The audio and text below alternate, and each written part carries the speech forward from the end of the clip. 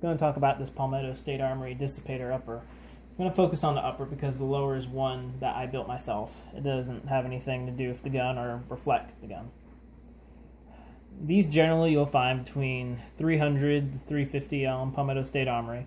They do not come with a bolt or a charging handle, so that definitely helps keep the price down, and in my mind is a benefit because there's so many different bolts out and so many good quality ones that you can get that you probably would end up just swapping it out and keeping the old one for spare parts while you used your newer one, or at least that's what I would have done myself.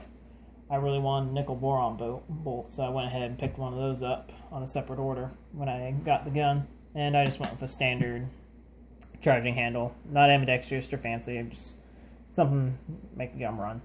And it works just fine for me personally.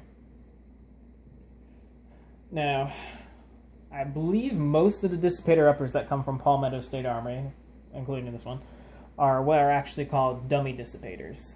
And what they mean by that is that instead of your standard dissipator upper where it has a rifle length gas system on a 16-inch barrel, in order to give more reliability, because that was one issue they had with original dissipators with the rifle gas length, is there wasn't really enough dwell time between where the gas comes into the gas system and when the bullet would leave for it to reliably function with all kinds of ammunition. So with this, we can give you a view inside. You can see there's your gas block right there, where your front sight's still all the way up there. So the gas is tapping from there, and this is just, well, a dummy. It's simply pinned in the spot in order to give you the benefit of a dissipator, which would be the longer sight radius on a carbine barrel length gun, which is really good specifically if you're someone like me who prefers iron sights over optics. I get a lot more enjoyment out of shooting iron sights when I'm at the range or longer distances.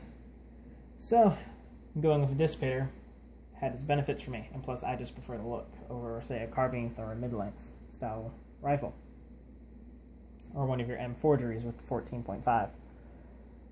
Now, this particular one, and you might have to look at what's available or what they're selling, but this particular one is a A2 style barrel, so it's a very heavy profile. Just, I guess what they would normally say is just a heavy profile barrel. So it stays thick like this all the way through, and that makes this upper very heavy and makes for a very heavy rifle when you start using it. But in my mind, it is a huge benefit, especially when you're using something that's made for more precise shooting, because that heavy profile helps disperse the heat and keeps the barrel cooler longer. So it helps keep your groups really tight for longer periods of time, and especially with a longer sight radius. When you're doing extended fire, it helps really benefit you when you're making consistent groups that are really tight. Helps justify the longer sight radius and the weight, especially. Now, most of these, or at least this one in particular, came with your standard rifle handguards. The normal ones you find, just kind of ovalish and dual heat shield, which was nice. But once again, these are fairly heavy, and when you already have a heavy rifle, last thing you want is stacking on more weight. And they are good handguards. I ain't got nothing against them. Just not as ergonomic as I would prefer. So I went ahead and just threw Mo rifle length on. It's a lot more comfortable in my mind, a lot easier to get a better grip on. And it just looks a little bit better in mine. I do believe they have some that they sell that come with the Mo standard, but they were out of stock when I personally got it. A lot of these, when you get them, they also will not come with a rear sight, so that's something else you'll want to take provisions on. I went ahead and got a Troy Industries rear folding sight, primarily because I did plan for a while to put a 4-power or a red dot on, but I've gotten so much enjoyment out of just using the iron sights that I think I'll just save that for another build. Probably remove that sight, put a standard fixed one on, and use that for that rifle. Well, let's see, what else do we have to talk about? They also just come with the standard birdcage flash hider. Don't come with any compensator or any fancy flash suppressor.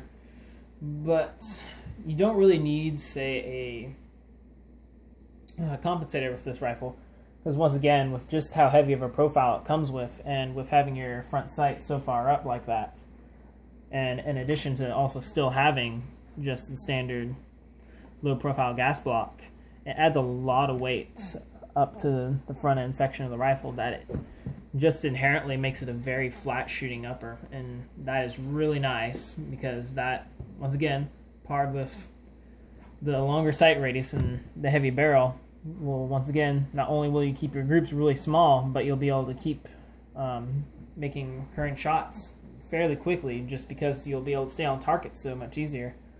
I do plan on putting a compensator on this one though, just to really amplify that fact, make it almost no recoil, which would be lovely.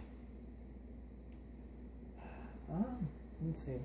Other than that, I do believe at the moment they also have ones with the stainless barrel. I went ahead and just went with a standard Parkerized with all black.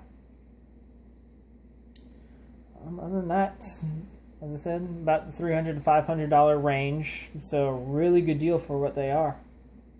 And if you're currently looking for a dissipator upper, I would highly recommend it, especially if you like the look of it like I do. For that price range, can't beat it.